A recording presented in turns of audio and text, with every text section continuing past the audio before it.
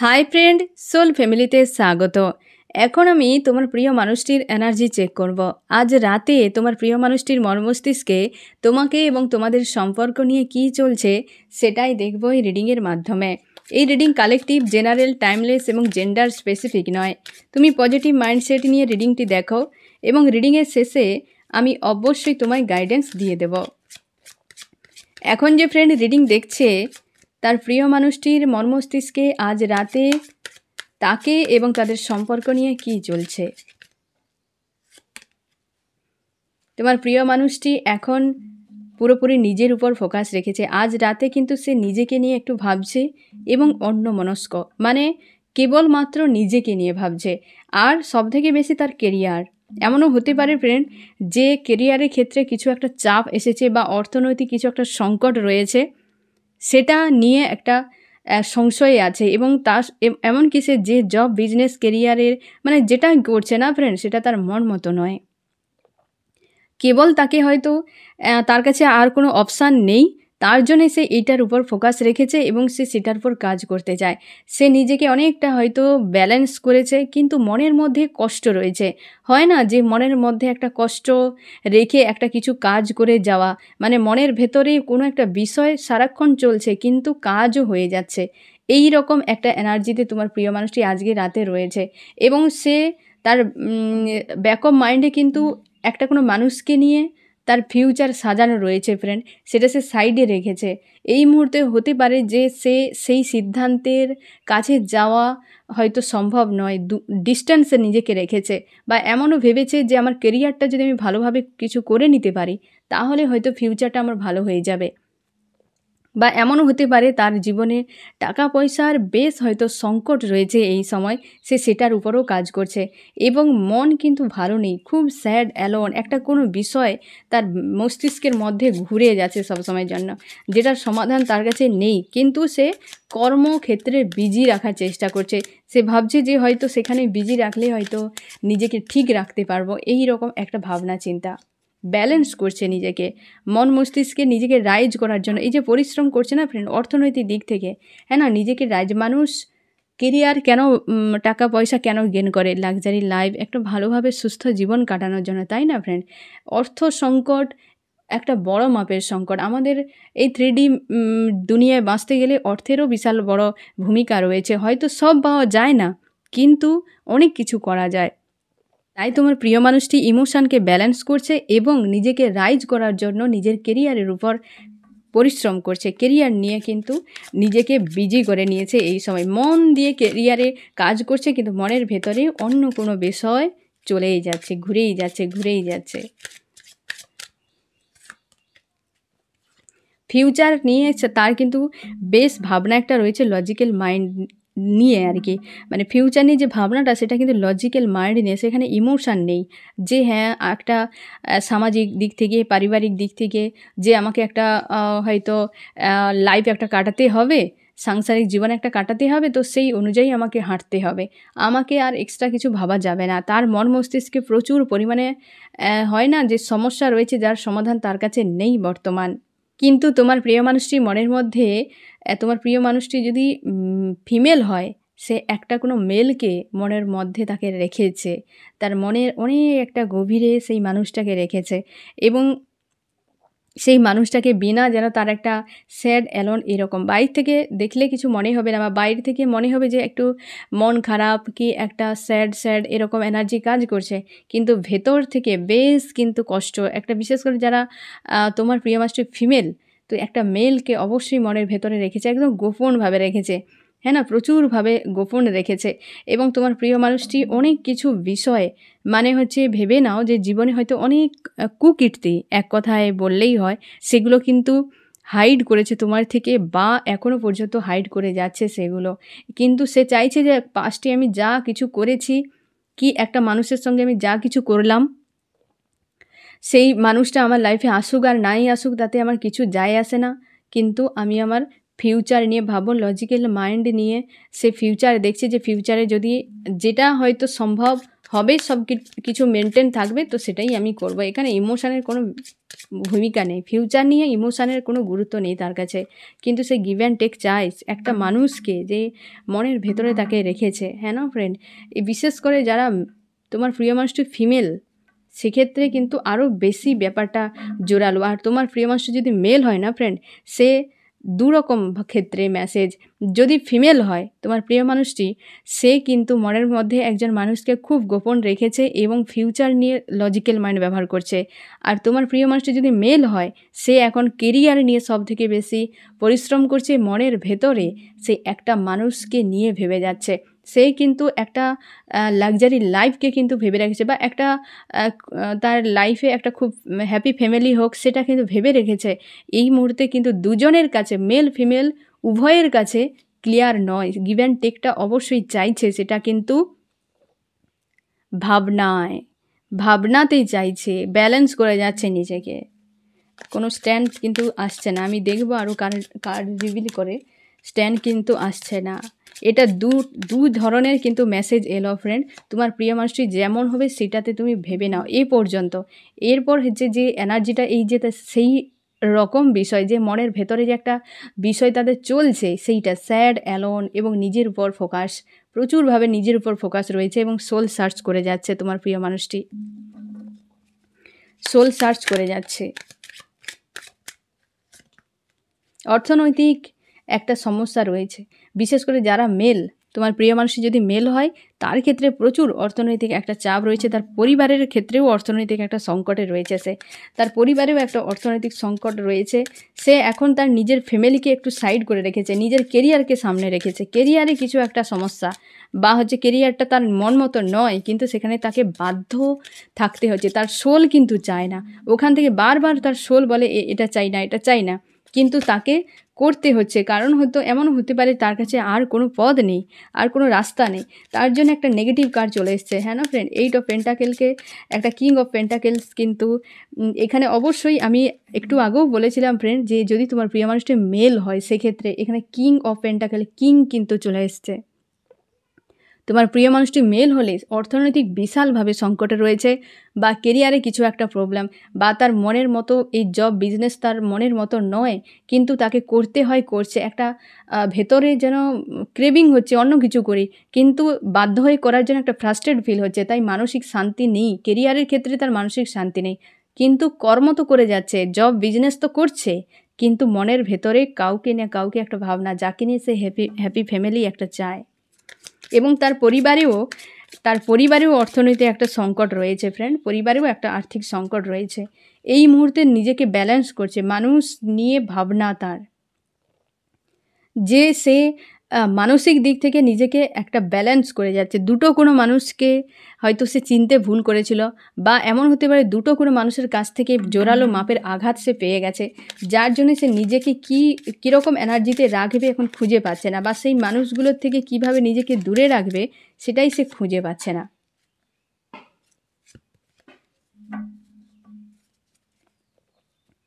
সে এই মুহূর্তে স্পিরিচুয়াল হয়ে গেছে তোমার প্রিয় মানুষটি, এবং হচ্ছে সে ফ্যামিলির কাউকে একটা, হয়তো সে খুব বিশ্বাস ভরসা করেছিল ফ্রেন্ড, যে তাকে সেই জায়গাটা দেয়নি। এমন হতে পারে মুখের উপরে তাকে হয়তো সে ভাবতো যে এই মানুষটা আমাকে ভালোবাসে, সম্মান করে, কিন্তু সেই মানুষটা আদতে সেরকম কিছু ছিল না।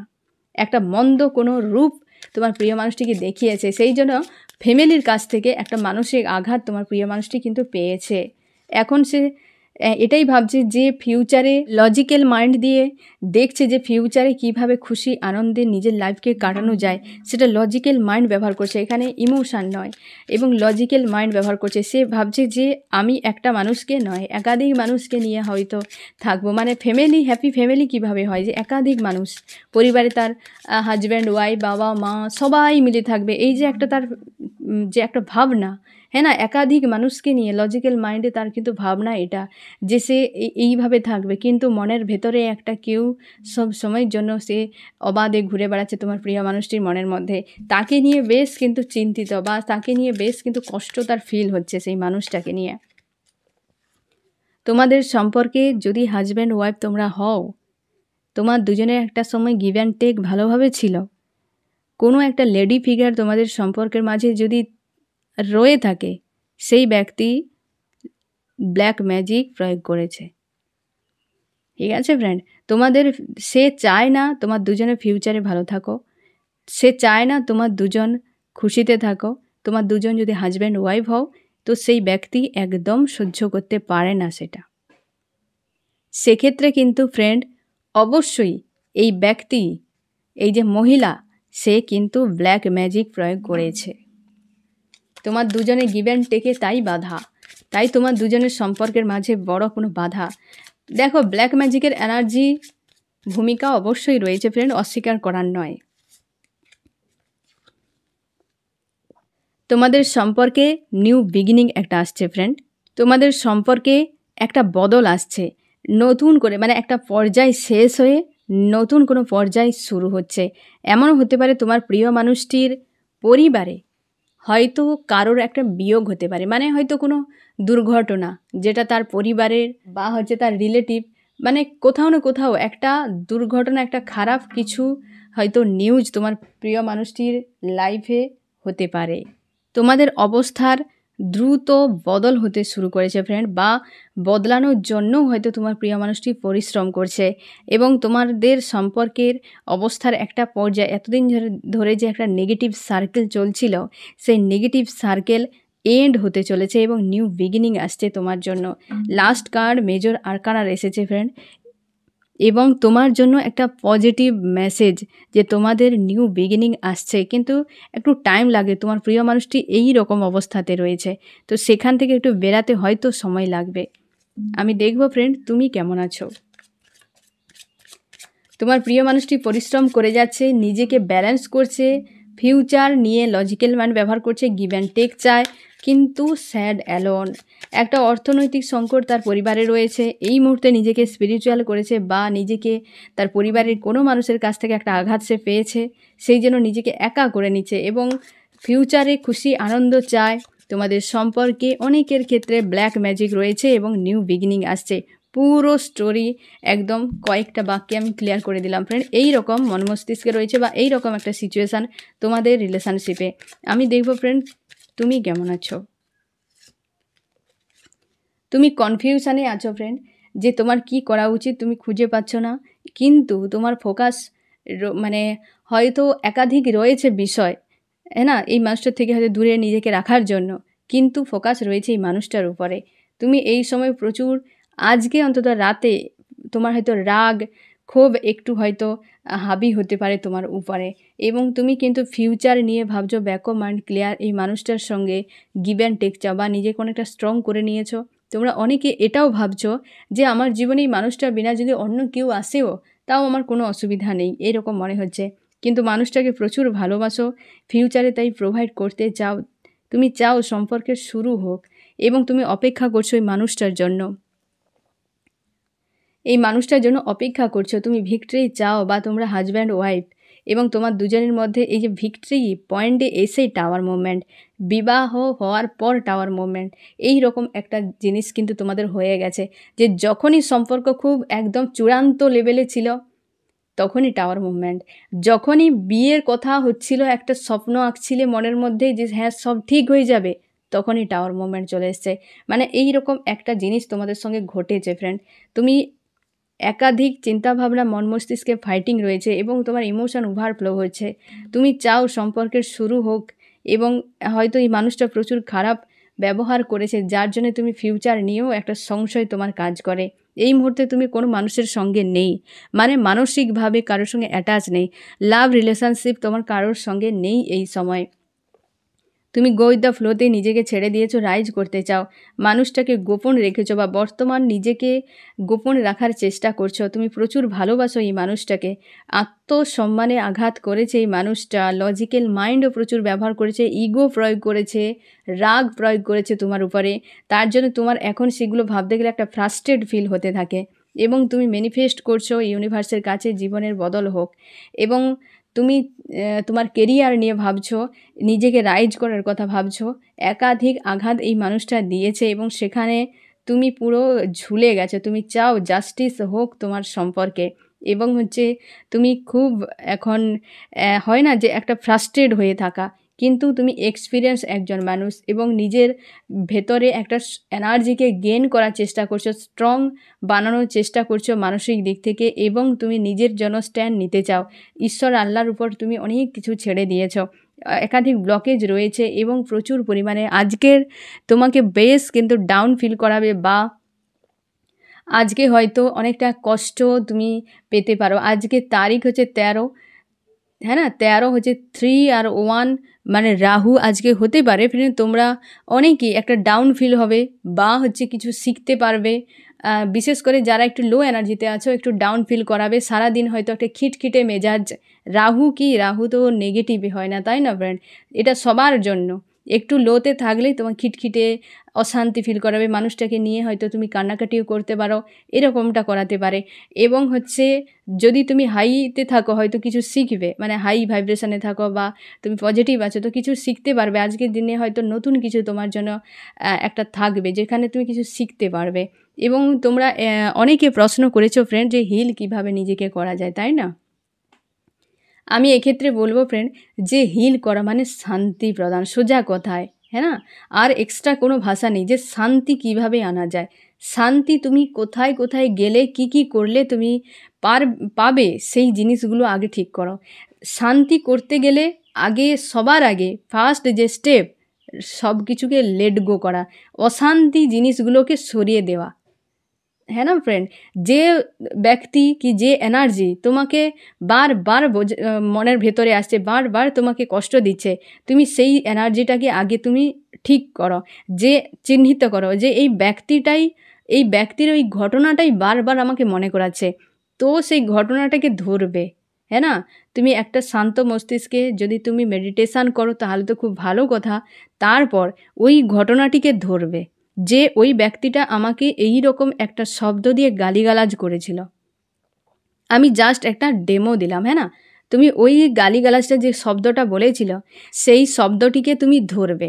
ধরার পর তুমি বলবে যে এর কোনো অস্তিত্ব নেই, না আমি এমন টাইপের, না ওই মানুষটার ওই রকম মানসিকতা কিছু ছিল, হয়তো রাগের বশবর্তীতে আমাকে বলে দিয়েছে, আমি হয়তো ভুলভাবে কিছু ধরে নিয়েছি, এর কোনো বাস্তবতা নেই, আমি এমন টাইপের নই, তো আমার এখানে গুরুত্ব দেওয়ার প্রয়োজন নেই। এমনও হতে পারে যে এই ধরনের নোংরা ভাষাটা ব্যবহার করেছে সেই ব্যক্তি এমনও হতে পারে, কারণ যে যেমন মানুষ সে তেমনটাই প্রকাশ করে। তো আমার এখানে সেটা নিয়ে কষ্ট পাওয়ার কোনো প্রয়োজন নেই। তাই আমি নিজেকে ক্ষমা করে দিলাম, ওই মানুষটাকেও আমি ক্ষমা করে দিলাম একদম মন থেকে। ইউনিভার্সের কাছেই বলবে যে আমি মন থেকে ক্ষমা করে দিলাম, তুমিও আমাকে ক্ষমা করে দিও। তুমি তোমার ঈশ্বর আল্লাহ যাকেই তুমি মানো, তুমি তার কাছে গিয়ে বলবে যে ক্ষমা করে দিও। দেখবে এবং ভাবতে থাকবে যে সেই নেগেটিভ শব্দ, সেই নেগেটিভ একটা কালো এনার্জি তোমার মন, তোমার মস্তিষ্ক, তোমার বডি থেকে ধীরে ধীরে রিলিজ হয়ে যাচ্ছে। এইটা একটা ইমাজিন করবে, হ্যাঁ না?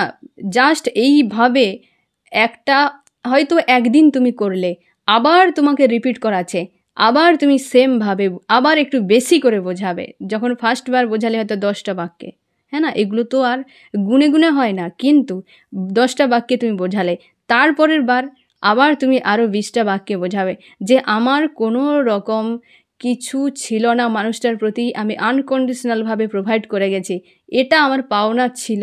আমাকে এটা বুঝতেই হবে যে মানুষের সঙ্গে কতটা অ্যাটাচে থাকলে এই ধরনের মন্তব্য আসতে পারে। তো এটা আমার শিক্ষা, একে নিয়ে নেগেটিভ ভাবার দরকার নেই। ইউনিভার্স খুব ভালো করে জানে, আমার ঈশ্বর আল্লাহ খুব ভালো করে জানে যে আমি কি পাওয়ার যোগ্য বা আমি কেমন মানুষ। মানুষটা বলেছে সে যে যেমন মানুষ সে তেমন ভাষায় কথা বলে, ঠিক আছে? তো এইভাবে এক একটা ঘটনাকে হিল করো। এই রকম হয়তো শয় ঘটনা, শয় হার্ট পেন তোমার মনের ভেতরে চাপা হয়ে আছে, যার জন্যে তুমি চাইলেও নিজেকে হিল করতে পারছো না, মানে নিজেকে শান্তি প্রদান করতে পারছো না। এই নেগেটিভ এনার্জি বলার পর আবার তুমি সেই রকম ইমাজিন করবে যে আমার ভেতর থেকে সেই কালো একটা ছায়া কি কালো একটা শক্তি কি যেটা আমাকে এতদিন কষ্ট দিচ্ছিল, সে ধীরে ধীরে আমার জীবন থেকে, আমার শরীর থেকে, আমার মস্তিষ্ক থেকে, আমার হৃদয় থেকে ও বেরিয়ে যাচ্ছে, এবং সেটা গিয়ে সে প্রকৃতির সঙ্গে মিশে গেছে এবং তুমি ভাবে তুমি একটা উজ্জ্বল আলোর মধ্যে রয়েছ। তোমার ইউনিভার্সের ব্লেসিং তোমার উপরে রয়েছে, তোমার ইউনিভার্সের নজর সবসময় তোমার উপরে রয়েছে, তার আশীর্বাদ রয়েছে, সব সময়ের জন্য সে তোমার উপর নজরে রেখেছে। তুমি একজন বেটার কোয়ালিটির মানুষ, তুমি ইউনিক একজন মানুষ। তোমার মতো কোনো কপি ইউনিভার্স বানায়নি। তোমার ভেতরে অনেক কিছু গুণ আছে যেটা তোমার দেখা জরুরি। এই রকমভাবে তুমি যখনই টাইম পাবে, দিনের যে কোনো একটা টাইম, একটা নির্দিষ্ট টাইম তোমরা মেডিটেশনের জন্য রেখে দাও ফ্রেন্ড। এটা হওয়া খুবই জরুরি। নিজেকে হিল করা, তোমার লাইফে যদি কিছুই না হয়, সমস্যাও না থাকে, তাও মেডিটেশান আমাদের যেমন হয় না, আমরা যে খাবার খাই সেটা আমাদের বডিকে চালানোর জন্য, কিন্তু আমাদের সোলকে চালানোর জন্য না ফ্রেন্ড। আমাদের মেডিটেশান করা, শান্তি রাখা, নেগেটিভ এনার্জিকে ক্লিন করা, মানে এই জিনিসগুলোও আমাদের সোলের জন্য স্পেশালিভাবে করা উচিত, যেগুলো আমরা বডির জন্য করি। আমরা বডিকে স্নান করি, তার মানে কি নোংরা জিনিসকে সাফ করি, কিন্তু কখনোই আমরা সোলের জন্য করি না। মেডিটেশান হচ্ছে সোলকে স্নান করানোর মতো, হ্যাঁ না? এই যে হিল করা মানে তোমার সোলকে স্নান করানোর মতো। যেটা সোলে ঢুকে যাবে সেখানে বের করা খুব কঠিন ব্যাপার। মস্তিষ্ক অনেক দিন রাখার পর ভুলে যায়। সোল যদি একবার চোট পেয়ে যায়, হ্যাঁ না, সেটা কিন্তু ভুলানো মুশকিল হয়ে যায়। সেই জন্য পার ডে তোমরা একটা নির্দিষ্ট টাইম তোমার হিসেবে, নির্দিষ্ট টাইম রাখো তোমার হিসেবে, সেই টাইমে তুমি মেডিটেশান করো, যেটা স্নান করানোর মতো সোলকে। পার ডে যে কষ্ট পেয়েছো, কি তুমি আঘাত পেয়েছো, যা কিছুকে রিলিজ করে দেবে ওই রকমভাবে, ঠিক আছে ফ্রেন্ড? তো এইভাবে তুমি হিল করো একটা তোমার লাইফে যা ঘটনা, সে অতীতে ছোট থেকে আজ পর্যন্ত সব কিছুতে এরকমভাবে ধরবে, একটাকে হিল করবে। সব একদিনে করবে না। আজকে একটা দেখবে ও রিটার্ন করছে কিনা, তো আবার তাকে নিয়ে পরের দিন বসবে, আবার যদি রিটার্ন করে আবার তাকে পরের দিনে বসবে, দেখবে 4-5 দিনের মাথায় ও গায়েব হয়ে গেছে। আর কোনো দিন যদি মনেও করায়, তোমাকে ওই ধরনের ডিপ ডাউনে আর নিয়ে যাবে না, তোমার সেই ধরনের কষ্ট আর ফিল হবে না, ও গায়েব হয়ে যাবে। এইভাবে তুমি কিন্তু হিল করো ফ্রেন্ড।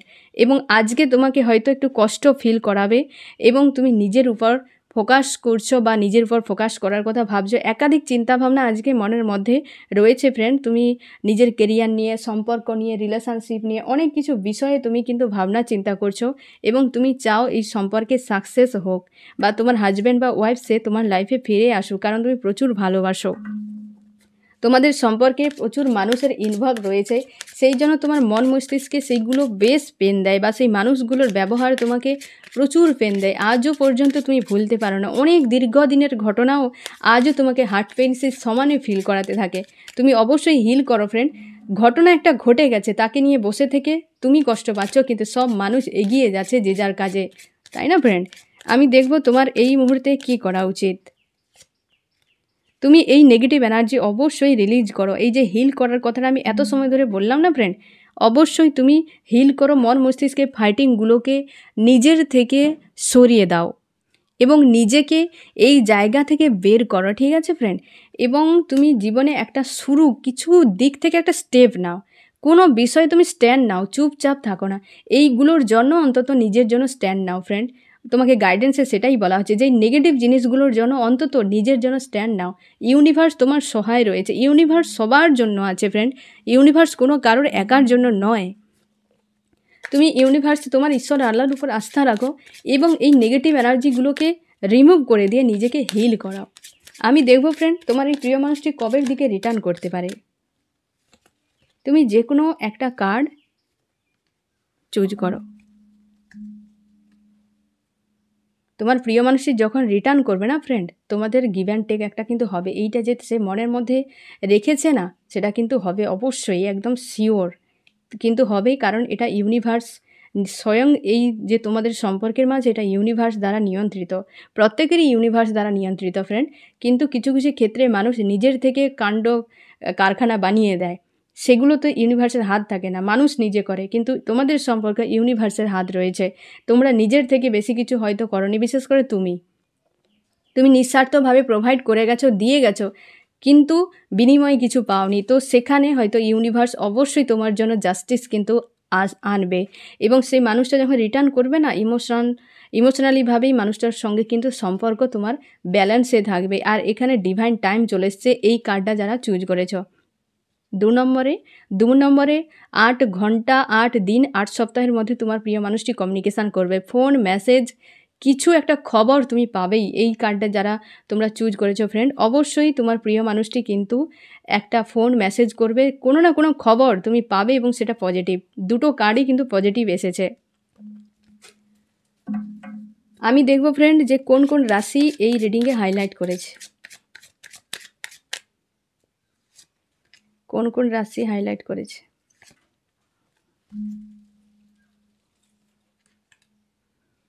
বেশিরভাগই রয়েছে ফায়ার রয়েছে, বেশিরভাগই ফায়ার।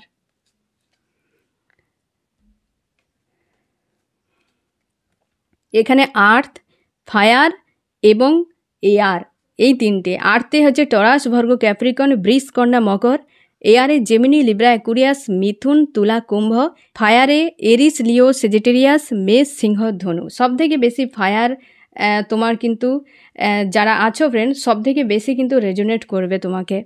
ঠিক আছে ফ্রেন্ড, এই হচ্ছে তোমার রিডিং। কেমন লাগলো জানিও। সোল ফ্যামিলিতে জুড়ে থাকার জন্য অনেক অনেক ধন্যবাদ।